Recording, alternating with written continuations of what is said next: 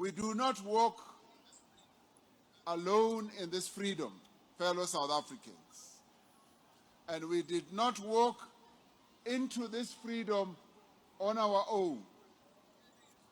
We were carried by a tide of solidarity from the nations of the world, from the nations of Africa. These countries opened their borders to our liberation fighters. When the apartheid government was pursuing our liberation fighters, they ran to a number of countries around the world, but especially on our continent.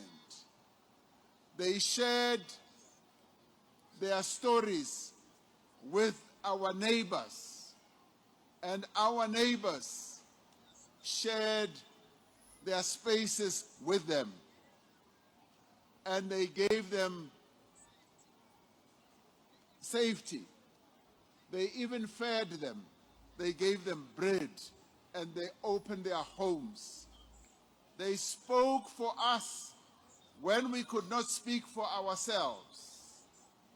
They took risks so that we could be free. Their countries were bombed. Their nationals were killed. And all that they did for our sake as well. They supported our freedom. The leaders and the people of Africa kept our freedom alive and our struggle for freedom alive. It cannot be and must never be that we trample into the dust the African fellowship that made our freedom possible.